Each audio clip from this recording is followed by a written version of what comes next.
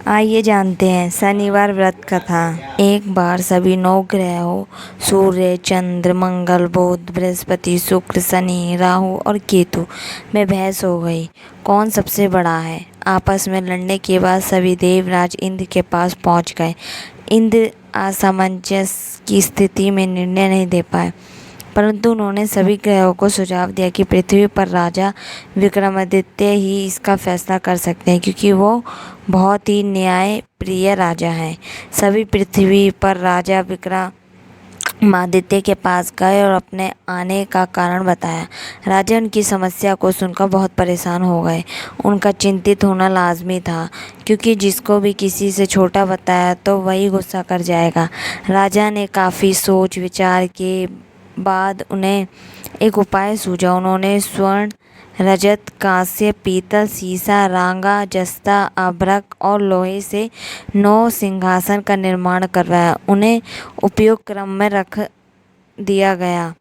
सबसे निवेदन किया गया कि क्रमानुसार सिंहासन पर आसन ग्रहण करें।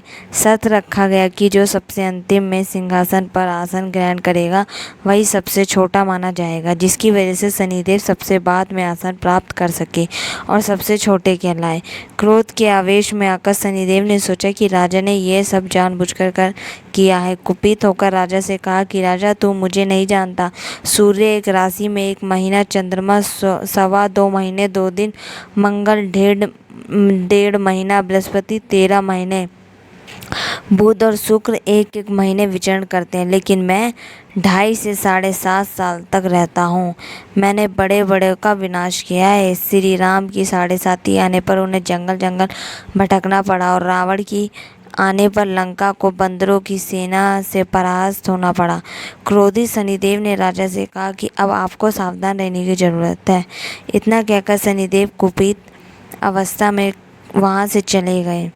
समय गुजरता गया और काल चक्र का पहिया घूमते हुए राजा की 7.5 आ गई। तब शनिदेव घोड़ों का सौदागर बनकर राजा के राज्य में गए। उनके साथ अच्छे नस्ल के बहुत सारे घोड़े थे। जब राजा को सौदागर के घोड़ों का पता चला तो अश्वपाल को अच्छे घोड़े खरीदने के लिए भेजा।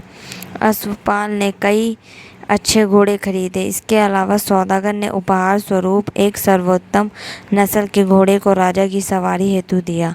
राजा विक्रमादित्य जैसे ही उस घोड़े पर बैठे, वह सरपट वन की ओर भागने लगा।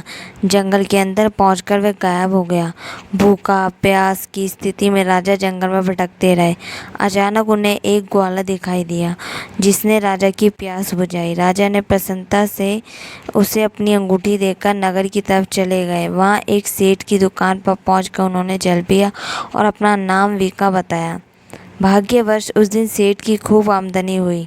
सेठ खुश होकर उन्हें अपने साथ घर लेकर गया। सेठ के घर में खूंटी पर एक हार टंगा था, जिसको खूंटी निगल रही थी। कुछ ही देर में हार पूरी तरह से गायब हो गई। सेठ वापस आया तो हार गायब था। उसे लगा कि वीका ने ही उसे चुराया है।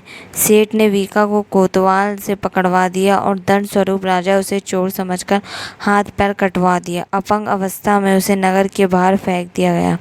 तभी वहाँ से एक तेली निकल रहा था, जिसको वीका पर दया आ गई। उसने वीका को अपनी गाड़ी में बैठा लिया। वीका अपनी जीभ से बोलो को हाँकने लगा। कुछ समय पश्चात राजा की शनि दशा समाप्त हो गई। वर्षा काल आने पर वीका मल्हार गाने लगा। एक नगर की राजकुमारी मनभावनी ने मल्हार सुनकर मन ही मन प्रण कर लिया कि जो भी इस राग को गा रहा है वो उसी से ही विवाह करेगी। उन्होंने दासियों को खोजने के लिए भेजा, परंतु वापस आकर उन सभी ने बताया कि वह एक अपंग आदमी है। राजकुमारी यह जानकर भी नहीं मानी और अगले दिन ही वह अनशन पर बैठ गई।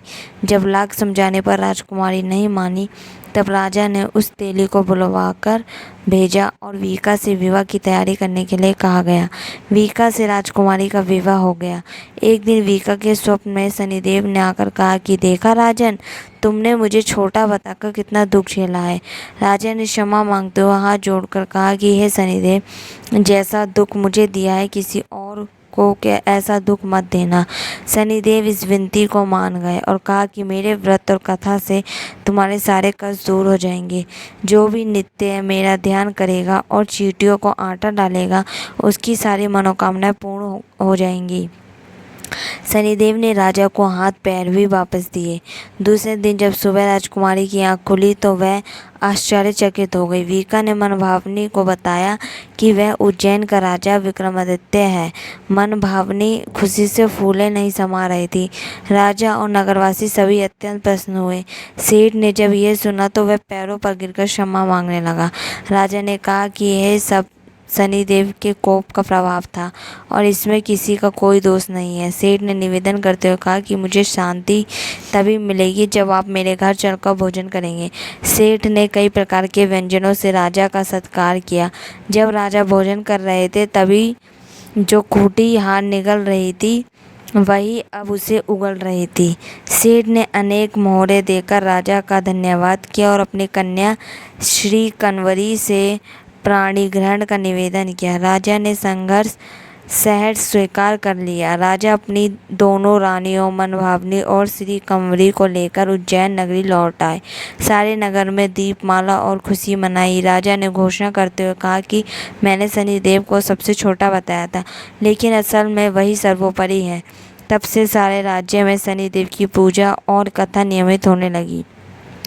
सारी प्रजा के बीच खुशी और आनंद का वातावरण बन गया। शनिदेव के व्रत की कथा को जो भी सुनता या पढ़ता है उसके सारे दुख दूर हो जाते हैं। शनिदेव की जय।